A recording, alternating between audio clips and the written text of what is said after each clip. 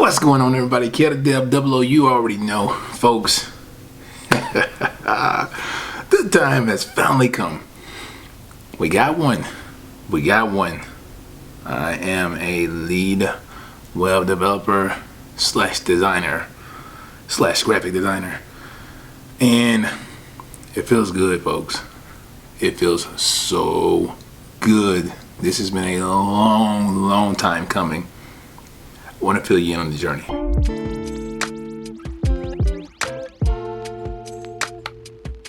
Alright, so folks, the ones who've been following me for a while, first of all, sorry folks, it's been a long time. I think a little over a couple weeks. I haven't even been active on Twitter, Instagram, none of those.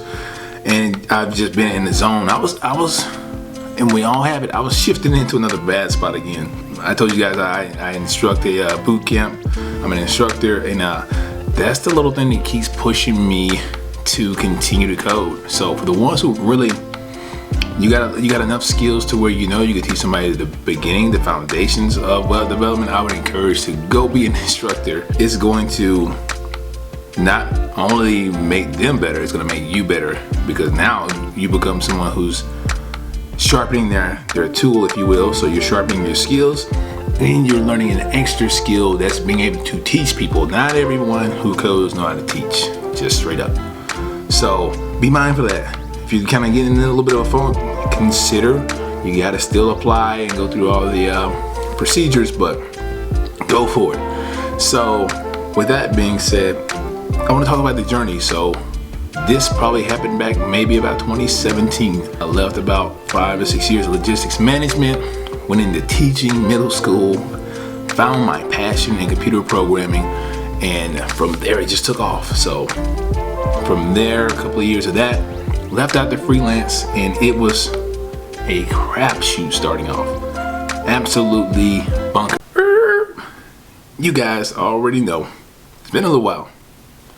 Shameless plug alert. So guys, if you haven't by now, you should have already hit that like button. You should have already gave me the thumbs up. You should have already hit the subscribe button. And if you don't mind being bothered a little bit, you should ring that bell by now so that you'll be notified of every video I drop moving forward. The goal is a video a week, okay? I was waiting for the opportunity to finally get into this thing. I'm now in web development wholeheartedly, like I was trying to be. So now I feel like I made the commitment once a week. We're gonna try it. Are we gonna try it? Yeah, we got it. Back to the video. I had a lot to learn as a freelancer, so there's so many things, and it's the cool, I say cool, it's the funny part though, is when people fall into web development, you see the React, you see all these popular frameworks, and then you forget the foundations that you need to have to really benefit from it, like JavaScript. Like I'm doing a little side thing here, but I have to do this. And then you have the HTML, CSS that you learn to a certain extent, but you still can't build a simple landing page. It boggles my mind. The reason I say that is because I was learning all of these skills starting off, and then you kind of think you're a developer after you do that, which you are to an extent. But the part you'll never get from boot camps and stuff is how to set up what's a domain, how to set one up, how to make it secure, what's web hosting, all of these things that you still have to know about if you're considering freelancing, which everyone should. Every developer who does not have any work yet should be freelancing, on top of if you already have a 9 to 5, another prior commitment, but I digress. So anyway, freelancing was a crapshoot starting off, and then it started to pick up and gather traction because I'm really good with talking with people. It doesn't matter who you are, where you're from. I'm gonna be able to talk to you. We're gonna find things in common, and you're gonna build that trust in me. Or should I say, I build that, you build the trust in me, I build the trust in you, and we put together this working relationship. So that was pretty successful to an extent. And then I've kind of hit a wall with it because for me, I got tired of the competing with other companies. It was just one of those things like, if you're in it, you're in it. And I wasn't in it like that. I just kind of wanted to do it because I had to pick up my end, because we had a few things that happened here at home that called for me to step up in a different way. I had to be home, and then I had to still make money while I was at home, and had the skills, and it only made sense, even though I did not put myself up to it. My wife actually did, and thank God for that. So I'm very blessed that I got this opportunity, and couldn't have come at a better time. We were having some more changes here at home going on, and it was time for me to step up once again. So here's the funny part. This is not the first opportunity I had. So when you're a developer and you gain skills and you put together a decent portfolio, which I'm gonna have a totally different video on that, showing my resume, my portfolio, guys, it's nothing magical. I'm telling you right now, it was probably subpar. I don't think it was even all that, but it's all about the timing. At the end of the day, it's all about the timing, networking. Those are the most important pieces. People like to say the skills and all that stuff. If you're applying to the right jobs that match your skill set, then yeah, of course, like, you know where you stand, you know where you should apply. Thus, that's what got me this opportunity, because I almost missed it. I was so burnt out one day from doing a freelancing gig. I was closing out a project, and I almost didn't apply, and I would have missed my opportunity. But I don't believe in coincidences, so everything happens for a reason. So thank goodness for that, and I thank God for the opportunity. This has been a wild journey. So the interview was pretty smooth, straightforward. Again, I applied to the position. I knew the skills required for the position. I had most of those skills, and the skills I didn't have, after we addressed certain other things through interview questions, then it was my time to have the floor, and then I asked him some questions, and then I also highlighted on these skill sets that I'm kind of shaky in or really not too keen on, and I got that cleared up, and it wasn't that big of a deal. After that, and this all happened the week before last, before the week had let out, I was given the opportunity to come on. So it's a startup company here in Atlanta, and this past week was absolutely amazing. The team is awesome. Everything's dynamite. We're all clicking. And I get to just keep building out and designing websites, putting in some custom code to make sure stuff is responsive. And I'm so excited. I'm so excited, because that's what it's all about. It's putting in the work, and you're not just working hard. You always get this name, work harder. And you want to work hard and smarter. I know the old saying, don't work harder, work smarter. You got to do both. Everyone already knows that. If you're coding, you have to plug away every single day. When I was freelancing, when I was burnt out, all the above, I did some type of coding each and every day. So anyway, folks, so yeah, this is week 2. This is right before the work shift, man. I work at 10 to 6, and I love it because there's no rush in the morning. I actually can get some things done, spend time with my wife, my son, and my mother-in-law. We always get things done at the start of the day, and then I plug away at work. Little to no supervision, because I already know what I'm doing. I know what I'm doing, and anything I'm really hung up on, because I'm not saying I know everything, because there are a few things I've been hung up on.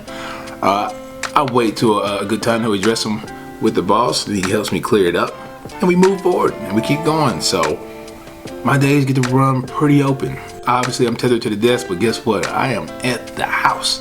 Remote work, and that's what I was trying to mention earlier, and I just totally forgot. But yes, so this is a remote opportunity. So I'm at the house. It's full time at the house, and it was 2 prior to this one. One actually paid more, but they were not at the house.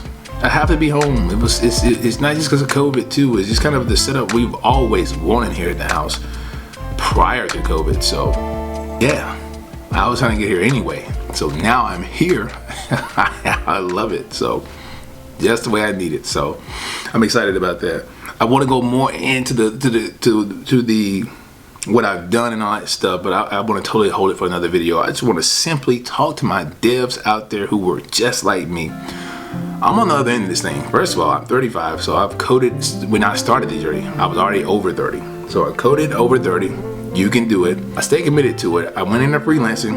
I encourage people to freelance, but don't stay with it unless you just really love that kind of stuff. But you want to be build your skills up and set yourself apart from people. Freelancing will do that. And then also, you want to be able to build a decent portfolio and a decent resume and apply to positions that you know you'll be able to get. Don't go out here. I know they tell you to apply and I did it, but let's just be real, guys. I'm trying to tell you right now.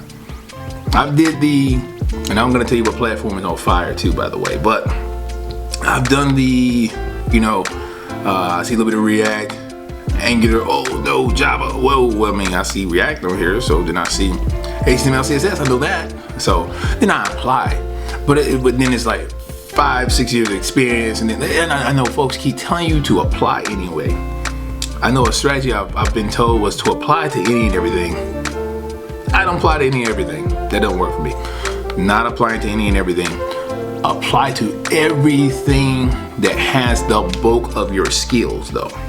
That you don't want to miss. Does not matter where it's at. If it has the majority of your skills, if you have 85 to 90% of those skills, apply to it anywhere in the world. That's what you want to do. You totally want to do that part. I did that.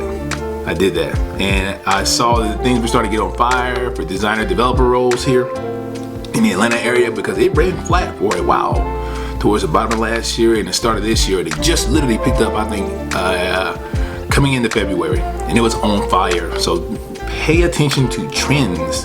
When it's on fire, you jump in, okay? You don't think about it. You take whatever you got, don't wait to build any additional projects, none of this extra stuff. You build it on another time, or you build it while you're applying, but you take what you have, get you a decent cover letter, decent resume, decent portfolio, put it on a site though, guys. Grab a WordPress site. If you need to know about WordPress, hit me up in the comments, DM me at KevTheDev00. Just, come on man, just put together a simple WordPress site. Don't go over here grabbing Bootstrap and these templates and stuff. That's cool. Nobody have time for that. You gotta get a job, and most likely when you start off, it's gonna be something WordPress probably related or of some sort. But regardless, WordPress allows for easy maintenance and stuff related to building your portfolio. Now the projects are obviously HTML, CSS, JavaScript, all those things. But remember, keep it simple. Keep it simple. Pay attention to trends. And my devs out there who are just like me waiting, your opportunity will come. It's just around the corner. You're one application away. Trust me, you're one submission away from your big opportunity. The question is, will you be ready for it? Alright folks, I rambled long enough. This probably sounded like a whole bunch of craziness. I'm just geeked. I'm excited. I've made it. And I'm not gonna say I had really many doubters. I had a few doubters, but really nobody knows what I do anyway.